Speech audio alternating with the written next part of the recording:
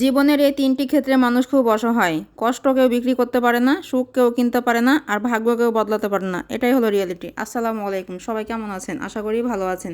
আমি আলহামদুলিল্লাহ ভালো আছি।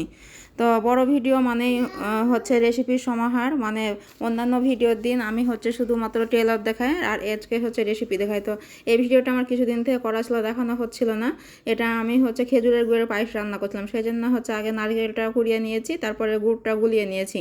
কারণ এখনকার আবার গুড় হচ্ছে সঙ্গে সঙ্গে দিলে নাকি হচ্ছে ফেটে যায়। তারপরে এই যে এখন তালের সিজন, তো তালের তৈরি রেসিপি না খেলে কি আর হয়, সেজন্য আমরা হচ্ছে তালের পিঠা বানাবো। মানে তালের পিঠা, কিন্তু এটাকে আমরা স্থানীয় ভাষায় বলি তালের হচ্ছে আপনার কানমুচি বলে আর কি, নগর ভাষায়। তো এটা বানানোর জন্য প্রথমে আটা দিয়ে কাইটা তৈরি করে নিচ্ছিলাম। তো শুধু তালই আর কি, তালকে মানে ঘষে নেওয়ার পরে সেটা তো ঘন হয়েছিল, ওটার মধ্যে চিনি দিয়ে শুধুমাত্র একটু গুলিয়ে নিয়ে তারপরে আটা দিয়ে, চালের আটা দিয়ে একটা হচ্ছে ডো তৈরি করে নিয়েছি। তারপরে এই যে বড় বড় হচ্ছে রুটি বানিয়ে নিচ্ছিলাম। এখান থেকে আবার হচ্ছে আপনার হলো কাটারের সাহায্যে কেটে নেব।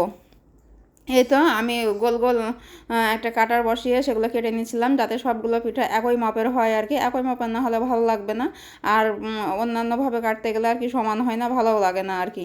এটা কেটে নিয়ে আবার পিঠা তৈরি করে দিচ্ছিলাম, তৈরি করে নিচ্ছিলাম। এই যে দেখেন, আপনাদেরকে একটা ডিজাইন করে দেখাচ্ছি। ডিজাইন করতে পারি কিনা একটু দেখে নেন, এবং ডিজাইনটা অবশ্যই কেমন হয়েছে আপনারা কমেন্ট করে জানাবেন যে আমি করতে পেরেছি কি না আর কি। তো এভাবে এই যে বানাতে বানাতে অনেকগুলোই পিঠা বানিয়ে নিলাম। আমি আর আমার শাশুড়ি একসাথে বানাচ্ছিলাম আর কি। এগুলো কাজ একা বানাতে গেলে অনেক কষ্টকর হয়। তো অনেকগুলো বানানো হয়ে গেছে, চলেন তাহলে এখন ভাজতে চলে যাই। তো একে একে ভাজতে দিয়ে দিলাম আর কি। ভাজার মধ্যেও আবার অনেকটা কষ্ট হয়, অনেকগুলো আবার ফেটে যায়। ফেটে গেলে যেটা ভিতরে হালুয়াটা আছে না, এটা আবার হচ্ছে বের হয়ে গেলে অনেক তেল ছিটে আর কি। মেয়ে মানুষের কাজ অনেক কষ্টের। একটা কাজ একটু ভালো মতো করতে গেলে হাত পোড়ে কি পোড়ে, তেল ছিটে ছিটে কিন্তু আমারও হাত অনেক জায়গায় হয়েছে আর কি, একটু পুরার মতো। ওটা মানে পিঠা ভাজা হয়ে যাওয়ার পরে এই যে এটা হচ্ছে তাল বড়া আর কি, এটা অন্যভাবে আটা হচ্ছে মাখা হয়েছে, কিন্তু সেটা ভিডিও করার সময় আমার মনে ছিল না, অত কিছু মনে থাকে না আর কি। এগুলো আমার শাশুড়ি দিচ্ছিলেন, আমার কাছে লম্বা করে দেওয়াটা অতটা হয় না আর কি, গোল গোল হয়ে যায়, সেজন্য দুইজন মিলেই করছিল। আমি ভাজছিলাম আর আম্মা শুধু দিচ্ছিল আর কি। এটা হয়ে যাওয়ার পরে তালের তৈরি আমরা কয়েক রকমের খাবার খাই। তো এটা হয়ে যাওয়ার পরে আর রুটিটা শুধু এবছরে খাওয়া হয়নি আর কি। এটা আমরা হচ্ছে তালের আপনার পুরি ভেজে নিচ্ছিলাম কিছু। এটা অনেক খেতে মজা আর কি, একদম হচ্ছে আমাদের যে ডাল পুরি আছে, ডাল পুরি নয়, এটা হচ্ছে তালের পুরি। তা আপনারা এই ধরনের খাবার অন্যান্য এলাকার মানুষ খান কিনা অবশ্যই কমেন্ট করে জানাবেন।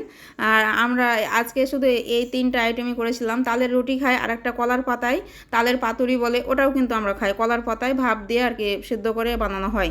তা কেমন লাগলো আমার তালের রেসিপি সবাই কমেন্ট করে জানাবেন। সবাই ভালো থাকবেন, কথা হবে আবার পরবর্তী ভিডিওতে।